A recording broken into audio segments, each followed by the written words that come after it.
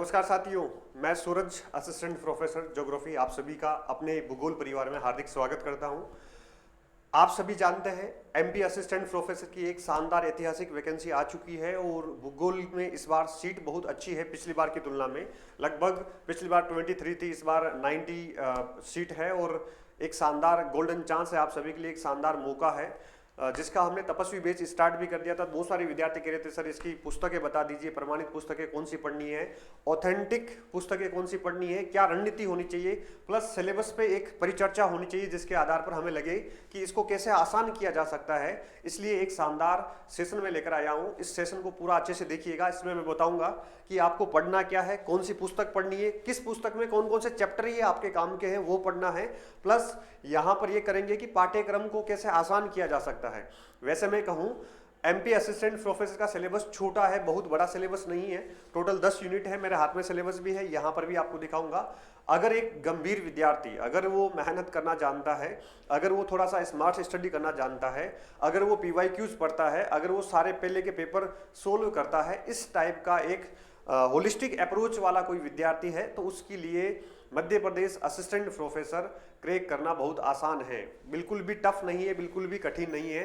बशर्ते ये है कि आप मेहनत करने के लिए कितने तैयार हैं, ये आपके ऊपर डिपेंड करता है। आइए बात करते हैं यहाँ पर कि एमपी असिस्टेंट प्रोफेसर का आपका प्लान क्या होना चाहिए। देखो, सबसे पहले मैं बात करूँ कि अगर एमपी एपी की आप बात तैयारी करना शुरू कर रहे हैं, एमपी एपी की अगर तैयारी करना आप शुरू कर रहे हैं तो सीधा सा फॉर्मूला है कि तैयारी आपके 3 चरणों में होनी चाहिए। सबसे पहला चरण जिसको मैं सबसे प्रभावी, सबसे महत्वपूर्ण मानता हूं, 3 चरण के लिए सबसे पहले जरूरी क्या है, यहाँ पर परीक्षा की मांग समझना। ठीक है, पहला चरण ये है कि परीक्षा की मांग समझना, एग्जाम की डिमांड क्या है, एग्जाम जो आपसे पूछा जाएगा वो किस टाइप के क्वेश्चन पूछा जाएगा, किस लेवल के पूछा जाएगा। तो एग्जाम की मांग समझना सबसे अधिक महत्वपूर्ण है। अगर इसने आपको समझ लिया तो आपका आधा आसान काम आसान हो गया। तो मांग कैसे समझेंगे, यहां पर हम करेंगे पीवाईक्यूज। ठीक है, पीवाईक्यूज का मतलब है कि जो भी एमपी के भूगोल के पेपर हैं, एमपी सेट, ठीक है, प्लस एमपी असिस्टेंट प्रोफेसर, ठीक है, एमपी असिस्टेंट प्रोफेसर के जो भी पिछले पेपर हुए हैं उन पेपर का यूनिट वाइज सॉल्यूशन, ठीक है, यूनिट वाइज सॉल्यूशन आप कीजिए। उसके बाद में आप पढ़ना स्टार्ट कीजिए। कैसे करना है, यूनिट वाइज सॉल्यूशन। जब तक आप यूनिट वाइज सॉल्यूशन नहीं करेंगे, एक साथ पूरे पेपर को पढ़ेंगे, कभी भी आप एग्जाम की डिमांड नहीं समझ पाएंगे। क्वेश्चंस किस यूनिट से किस लेवल का आता है वो आप नहीं समझ पाएंगे। राइट, एक रणनीति हमारी यहाँ पर ये हो गई। तो एग्जाम की डिमांड हम इन पीवाईक्यूज जो पहले के पेपर है, एमपी सेट के पेपर हो चाहे इसका एमपी असिस्टेंट प्रोफेसर के पेपर को समझकर हमने देख लिया। अब क्या करना है, यहाँ पर दूसरा जो है, ये पहला चरण है। ठीक है, यहाँ पर जो दूसरा चरण है, राइट, दूसरा चरण क्या है यहाँ पर कि आपको कौन सी प्रमाणित पुस्तकें पढ़नी चाहिए, उसके बारे में मैं अभी पूरी लिस्ट बताऊंगा। प्रमाणित पुस्तकें का मतलब है कुछ ऑथेंटिक चीजें, ऑथेंटिक पुस्तकें जहां से लगभग ये चांसेस होते हैं कि इस किताब से क्वेश्चन डायरेक्ट पूछा जाएगा। ठीक है, अप्रमाणित पुस्तकों में भी पुस्तकें बहुत ज्यादा होती है, तो उस पुस्तकों से भी आपको क्या करने हैं, शॉर्ट नोट्स बनाने चाहिए। जितने आप शॉर्ट नोट्स बनाएंगे उतनी ही चीजें लास्ट में रिवीजन करना आसान होगा। केवल किताब पढ़ लिया है, कुछ भी उससे नोट डाउन नहीं किया, कुछ भी हाईलाइट नहीं किया, तो उस किताब का पढ़ने का कोई फायदा नहीं है। ये बहुत मेहनत करना है। ठीक है, तो शॉर्ट नोट्स बनाने हैं। राइट, तीसरा चरण यहां पर क्या है, तीसरा चरण है यहां पर अभ्यास। क्या है तीसरा चरण, यहां पर अभ्यास।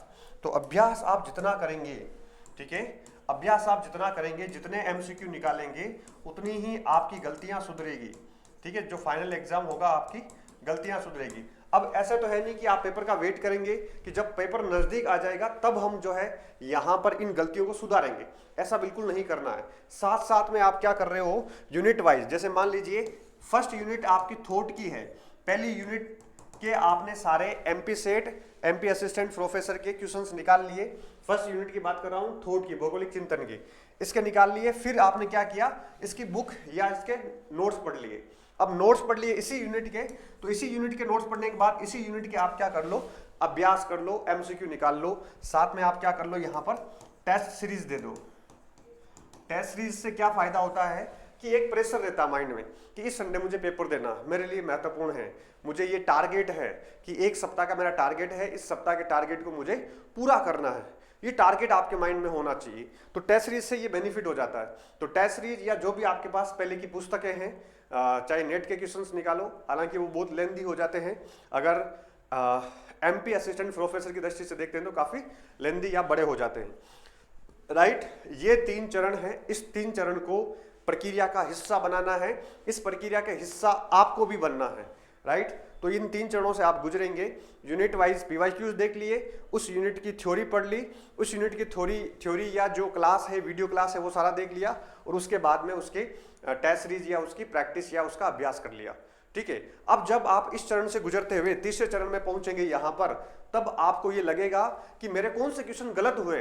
मैं अभी तो पढ़ के आया हूं, पूरा थ्योरी पढ़ के आया हूं, नोट्स पढ़ के आया हूं, वीडियो क्लास देख कर आया हूं, फिर भी मेरे ये क्वेश्चन गलत क्यों हो रहे हैं। इसका मतलब गलत कुछ क्वेश्चन हो रहे हैं, तो वहां पर या तो आपके फैक्ट याद नहीं है, या आपकी वहां पर कॉन्सेप्ट क्लियर नहीं है, तो वहां पर वो क्वेश्चन गलत हो रहे हैं। तो उन गलत क्वेश्चनों को वापस जाके नोट्स में पढ़ो, पुस्तकों में पढ़ो, वापस वीडियो क्लास जाके पीछे जाके देखो। तो इससे क्या होगा, आपकी गलतियों में सुधार होगा, आपकी कमियां क्या है उसमें आप अच्छे से सुधार कर पाएंगे, ठीक है। अगर ये नहीं कर रहे हैं तो ना अभ्यास करने का फायदा है, ना पढ़ने का फायदा है, ना पीवाईक्यूज का फायदा है, क्योंकि आपकी गलतियां वहीं पर है। अभी उस गलतियों से आप ऊपर नहीं उठे हैं, गलतियों में आपका सुधार नहीं हुआ है, राइट। तो ये बात है यहाँ पर रणनीति की कि किस चरण में आपको तैयारी की शुरुआत करनी है, राइट। इसके लिए हमने एक तपस्वी बैच भी स्टार्ट कर दिया है, तपस्वी बैच एमपी असिस्टेंट प्रोफेसर भूगोल का, ठीक है, एमपी एपी का। वो आप अपनी यूनिवर्सिटी ऐप पर जाकर देख सकते हैं। अपनी यूनिवर्सिटी ऐप, जो नए विद्यार्थी हैं, ठीक है, सैकड़ों विद्यार्थी उसमें जुड़ चुके हैं, जो नए विद्यार्थी जिनको पता नहीं है उनके लिए बता रहा हूं कि अपनी यूनिवर्सिटी ऐप डाउनलोड करना है, असिस्टेंट प्रोफेसर वाले सेक्शन में जाना है और वहां से आप ज्वाइन कर सकते हैं, राइट। और टेस्ट सीरीज के मुझे विद्यार्थी बहुत अधिक बोल रहे थे। टेस्ट सीरीज जो है हम स्टार्ट करेंगे, कब स्टार्ट करेंगे, लगभग 15 फरवरी के बाद में, 25 फरवरी के आसपास, 20-25 फरवरी के बीच में हम टेस्ट सीरीज कंप्लीट अपने एग्जाम तक की टेस्ट सीरीज स्टार्ट कर देंगे एमपी असिस्टेंट प्रोफेसर की, राइट। चलिए अब हम सिलेबस पे चर्चा कर लेते हैं कि हमारा पाठ्यक्रम क्या है। यहाँ पर सबसे पहला काम करना है, ये पाठ्यक्रम को मैं अभी टेलीग्राम पे डाल दूंगा कि जो हिंदी और इंग्लिश का पाठ्यक्रम है, ओरिजिनल पाठ्यक्रम को ही मैंने हिंदी, अभी तो केवल हिंदी में दिखा रहा हूँ, टेलीग्राम पे जब आएगा हिंदी इंग्लिश दोनों आ जाएगा, टेलीग्राम पे शेयर कर देंगे। साथ में इस यूनिट की कौन सी पुस्तक पढ़नी है और कौन से नोट्स पढ़ने हैं वो साथ में डाले हुए हैं, तो चीजें आपके लिए आसान हो जाएगी, राइट। चलिए आगे अब देखते हैं, पाठ्यक्रम पर परिचर्चा करते हैं, ठीक है। सिलेबस क्या है, सिलेबस बहुत आसान है। अगर मध्य प्रदेश के भूगोल को छोड़ दें तो केवल आपके लिए यहाँ पर 9 यूनिट है, टोटल 10 है। एक मध्य प्रदेश का भूगोल है, खूब आपने पढ़ रखा है, खूब आसान है, खूब किताबें पढ़ ली, खूब सारे एग्जाम दे दिए, अब केवल 9 यूनिट भूगोल में आपको अच्छे से पढ़ना है, राइट। तो यहाँ पर जो फर्स्ट यूनिट है आपकी, इस यूनिट का नाम क्या है, एक सेकेंड, जो आपकी ये फर्स्ट यूनिट है ज्योग्राफिक थॉट है, इकाई फर्स्ट ज्योग्राफिक थॉट यहाँ पर, ठीक है। ये भौगोलिक विचारधारा का इतिहास। अब थॉट देखो, थॉट में 2 चीजें होती है, एक तो थॉट के 2 पोर्शन होते हैं, एक पोर्शन थॉट का आसान होता है, मतलब स्टार्टिंग का जो आसान लगता है लेकिन फैक्चुअल होता है, ठीक है। जैसे प्राचीन काल में भौगोलिक विचारों का विकास, अब ये जो नाम केवल एक लिख दिया, प्राचीन काल में भौगोलिक विचारों का विकास, इसमें अंध युग भी आ जाएगा, इसमें यूनानी भी आ जाएगा, इसमें रोमन भूगोलवेता भी आ जाएगा, इसमें अरब भूगोलवेता भी आ जाएगा, इसमें पुनर्जागरण काल भी आ जाएगा, इसमें पुनर्जागरण काल के साथ इसमें और सारी चीजें अभी आ जाएगी, ठीक है। खोजी यात्री भी आ जाएंगे, ये सारी चीजें आ जाएगी। तो इतना बड़ा टॉपिक है, दिखने में बहुत छोटा है, बहुत अधिक फैक्चुअल है, फैक्ट याद करने, किताबें याद करनी है, विशेष बातें याद करनी है। तो इसमें आपको कौन सी पुस्तक पढ़नी है, ये आप भौगोलिक चिंतन पढ़ सकते हैं, माजिद हुसैन साहब की किताब है, छोटी पतली किताब है, ये पढ़ सकते हैं। इसके अलावा एक किताब और बता देता हूँ, फिर भी आप अगर पढ़ना चाहें, क्योंकि थॉट है, थॉट शानदार अच्छे से आपके तैयार होनी चाहिए, तो इसमें आप एक SD कौशिक किताब ले सकते हैं, ठीक है। थोड़ी सी बड़ी होती है लेकिन बहुत शानदार किताब है, उच्च लेवल की, स्टैंडर्ड लेवल की किताब है SD कौशिक साहब की, इसको आप ले सकते हैं, राइट।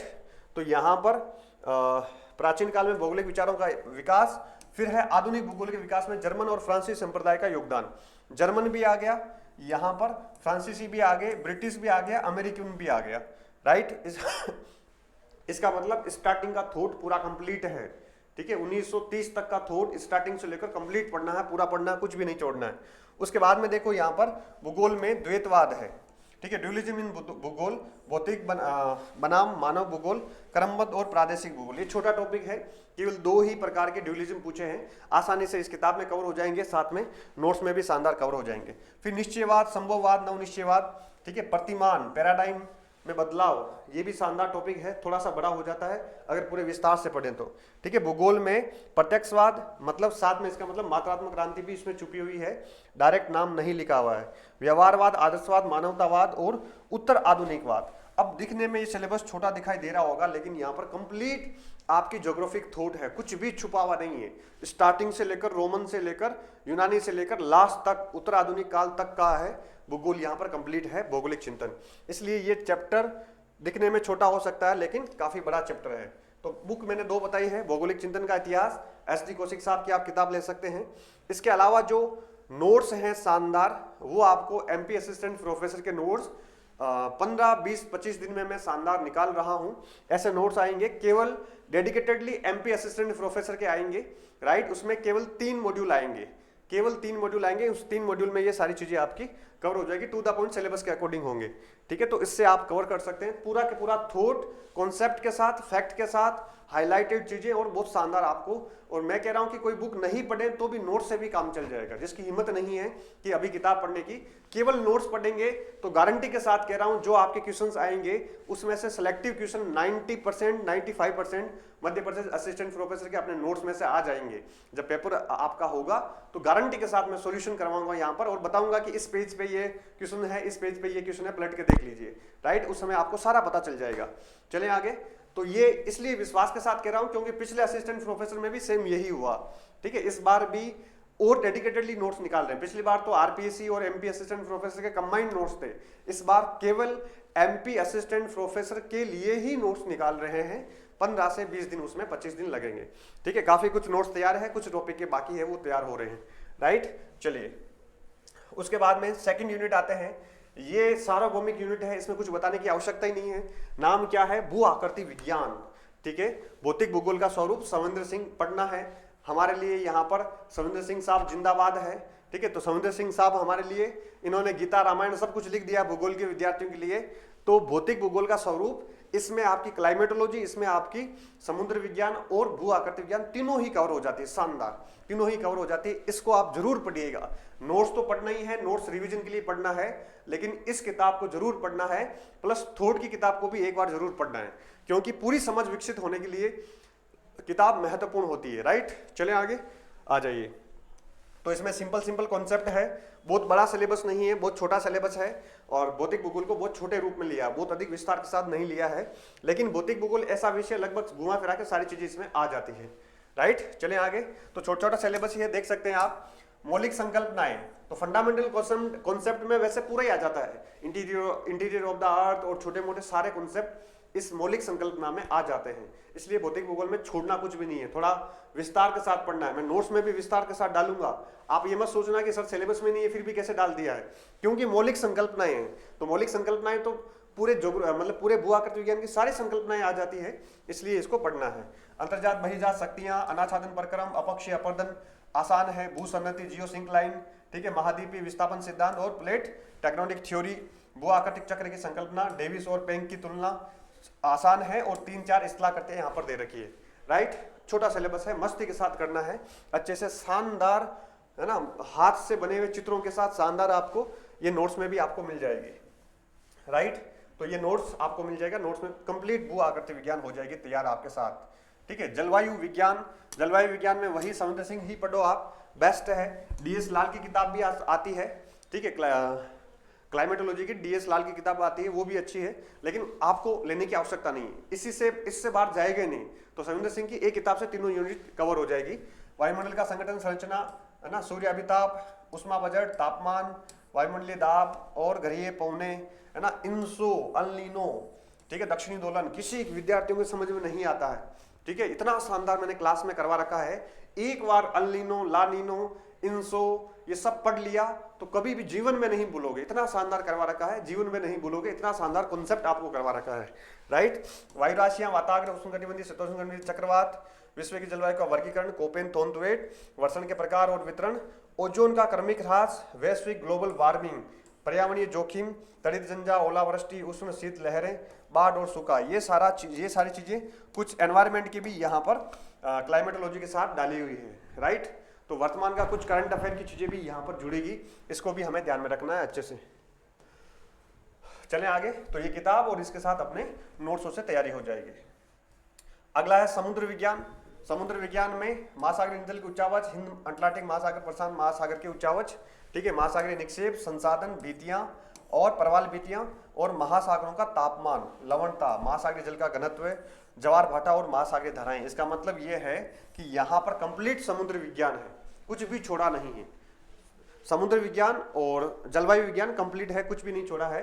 तो इसको आपको अच्छे से, DS लाल की सुंदर किताब आती है समुद्र विज्ञान पर, केवल इस किताब को ले सकते हैं।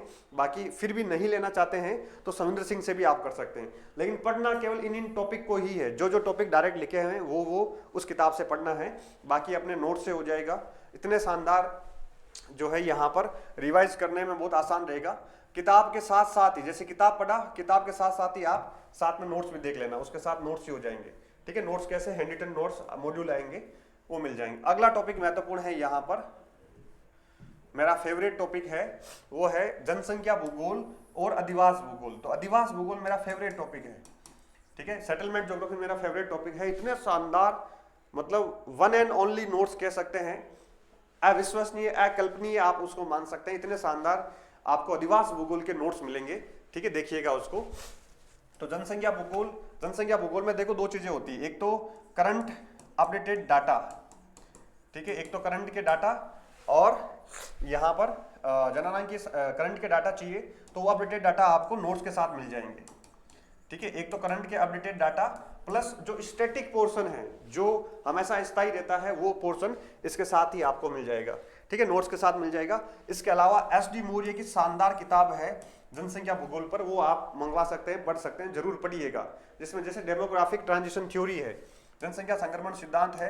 क्योंकि अभी तक जो हमने ऊपर वाले देखे हैं कॉन्सेप्ट, मतलब ऊपर वाली जो यूनिट देखी है, वो सारी यूनिट इंपॉर्टेंट है, उसमें कोई कम इंपॉर्टेंट या ज्यादा इंपॉर्टेंट नहीं है, सारा इंपॉर्टेंट है।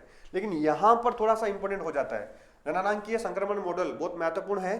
प्रवास के प्रतिरूप और प्रक्रिया, तो प्रतिरूप और प्रक्रिया में प्रवास के सिद्धांत भी पूछे जाएंगे, महत्वपूर्ण है। पॉपुलेशन पॉलिसी, जनसंख्या संसाधन प्रदेश एकरमैन के, बहुत महत्वपूर्ण है, 100%। पिछली बार भी शानदार क्वेश्चन आए थे, इस बार भी पूछे जाएंगे, राइट। तो ये कुछ चीजें हैं जो हमारे लिए यहाँ पर महत्वपूर्ण हो जाती है पॉपुलेशन ज्योग्राफी जनसंख्या भूगोल में, ठीक है। बाकी तो सामान्य फैक्चुअल चीजें हैं, वितरण और मृत्यु दर, प्रजननशीलता, ये सारी चीजें, राइट। तो ये पॉपुलेशन ज्योग्राफी जनसंख्या भूगोल शानदार अच्छे से मंगवा लीजिएगा SD मौर्य की। और RC चांदना की किताब भी आती है, लेकिन पढ़ने में बहुत दिक्कत होगी। नोट्स आपको मिल जाएंगे, नोट्स एक साथ आपको यहाँ पर आ जाएंगे।